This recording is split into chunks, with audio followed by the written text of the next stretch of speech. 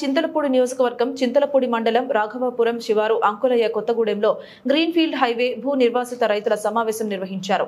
ఈ సమావేశానికి green field highway భూ నిర్వాసిత రైతుల పోరాట కమిటీ నాయకులు చీకటి శ్రీనివాసరావు అధ్యక్షత వహించారు. ముఖ్య అతిథిగా విచ్చేసిన కె శ్రీనివాస్ మాట్లాడుతూ గ్రీన్ ఫీల్డ్ హైవే భూ నిర్వాసిత రైతులకు ఆర్బిట్రేషన్ ద్వారా పరిహారం పెంచి న్యాయం చేస్తామని జిల్లా కలెక్టర్ ఇచ్చిన హామీ రైతులందరికీ అమలు చేయలేదన్నారు. చింతలపూడి మండలంలోని రాఘవాపురం ఎండపల్లి రెవెన్యూ గ్రామాల పరిధిలో కొద్ది మందికి మాత్రమే ఆర్బిట్రేషన్ ద్వారా పరిహారం పెంచి ఇచ్చారని, మిగిలిన గ్రామాల రైతులకు ఆర్బిట్రేషన్ జడ్జిమెంట్ ఇవ్వలేదన్నారు. గ్రీన్ ఫీల్డ్ హైవే భూసేకరణలో రైతులకు తీవ్ర అన్యాయం జరిగిందని ఆవేదన వ్యక్తం చేశారు. పెంపుతో పాటు సర్వీస్ రోడ్లు, బోర్లు కోల్పోయిన వారికి బోర్లు, విద్యుత్ లైన్లు, ఆయిల్ పామ్, కొబ్బరి తదితర ఉద్యాన తోటలకు పరిహారం పెంపు తదితర హామీలు అమలు చేయలేదన్నారు. ఎండపల్లి గ్రామంలో గ్రీన్ ఫీల్డ్ హైవే కోసం ఎర్ర చెరువులో కాంట్రాక్టర్లు ఇష్టానుసారంగా మట్టిని తవ్వివేశారని, పెద్ద పెద్ద గోతులుగా తయారు చేయడంతో రైతులు ఇబ్బందులు పడుతున్నారని చెప్పారు. రైతులు వెళ్లే పుంత రోడ్లను సైతం నాశనం చేశారని చెప్పారు.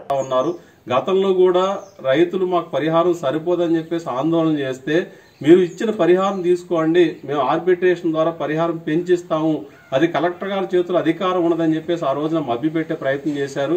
మరి రైతులంతా కూడా అది నమ్మి ఇవాళ ఆర్బిట్రేషన్ ద్వారా ఆ దరఖాస్తుల్ని దాఖలు చేసుకుంటే కొద్ది మందికి మాత్రమే కొద్ది మొత్తంలో పరిహారం పెంచారు తప్ప అది కూడా పూర్తి న్యాయం జరగలేదు.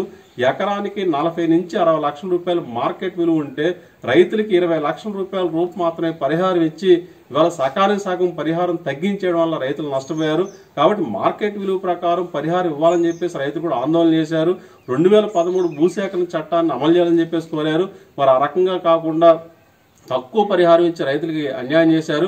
మరి ఈ రోజు కూడా ఆర్బిట్రేషన్ సంబంధించిన జడ్జిమెంట్ ఇవ్వకుండా దాదాపు 2 సంవత్సరాలు కావస్తున్న జడ్జిమెంట్ ఇవ్వకుండా కాలయాపన చేస్తా ఉన్నారు. ఇది సరైనది కాదని చెప్పేసి మేము జిల్లా కలెక్టర్ గారికి చెప్తా ఉన్నాం.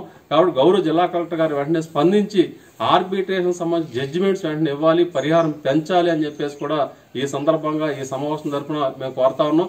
అంతేకాకుండా బోర్లు కోల్పోయిన వారికి బోర్లు, అట్లాగే సర్వీస్ రోడ్లు, అండర్ పాసులు, అట్లాగే విద్యుత్ లైన్లు, అట్లాగే ఆయిల్ ఫాము, కొబ్బరి తదితర ఉద్యాన పంటలకి పరిహారం పెంపు ఇట్లాంటి అనేక హామీలు ఇచ్చారు.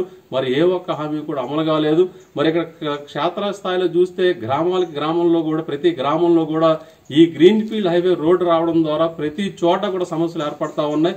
ఇక్కడ ఎండపల్లి గ్రామంలో చెరువులో మట్టి ఇష్టానుసారంగా తవ్వేసిన పరిస్థితి ఉన్నది.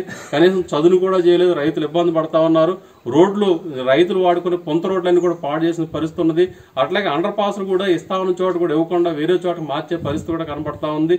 దీనివల్ల కూడా రైతులు ఇబ్బంది పడే పరిస్థితి ఉన్నది. స్థానికంగా అనేక సమస్యలు వస్తా ఉన్నాయి. కాబట్టి గ్రీన్ ఫీల్డ్ హైవే రైతుల యొక్క సమస్యలను పరిష్కారం చేసి తగు న్యాయం చేయాలని చెప్పేసి వాళ్ళ ప్రభుత్వాన్ని మేము కోరుతా ఉన్నాం. లేని పక్షంలో గ్రీన్ ఫీల్డ్ హైవే రైతులు మరో దశ ఉద్యమానికి కూడా సన్నద్ధమవుతారని చెప్పేసి కూడా ఈ సందర్భంగా ప్రభుత్వానికి జిల్లా కలెక్టర్ గారికి తెలియజేస్తా ఉన్నాం. అంతేకాకుండా ఈరోజు కొవ్వూరు భద్రాచలం సంబంధించిన రైల్వే లైన్ కూడా వస్తుంది.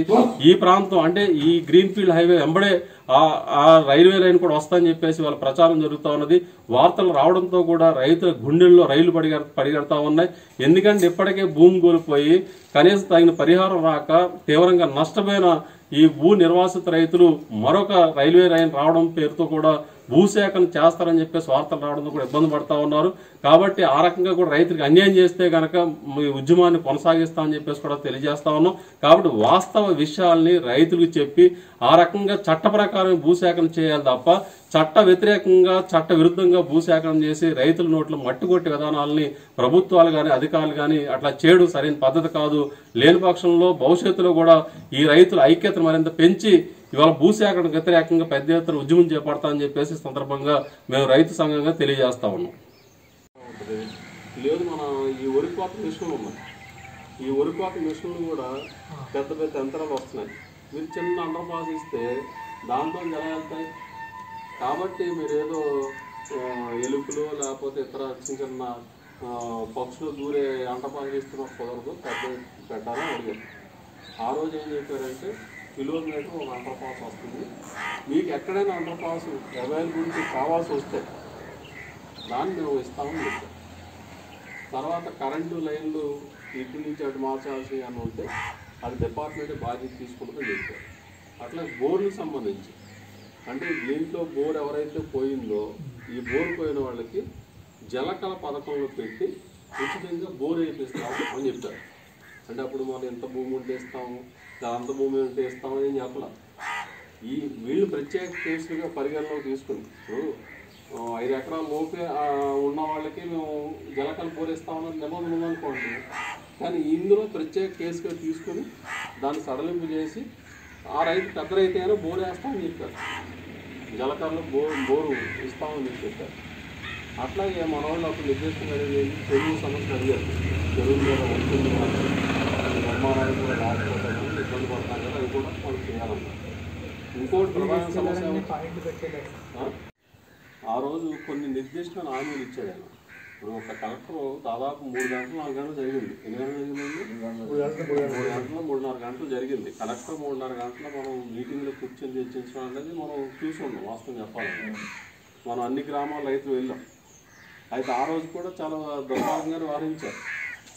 అయితే గత ప్రభుత్వ కాలంలో పరిష్కారం కాలేదు.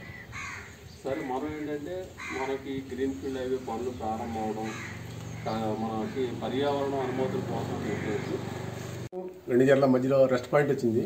దానివల్ల మనకు రెస్ట్ పాయింట్ వచ్చింది, అండర్ పాస్లు 2 ఇవ్వాల్సింది 2 ఇవ్వకుండా ఆపేసేసి సర్వీస్ రోడ్లు ఇస్తామని చెప్పారు. అది మట్టి రోడ్డు వేస్తా ఉన్నారు. మట్టి రోడ్డు వేయలేదు, సర్వీస్ రోడ్లు ఇవ్వట్లేదు.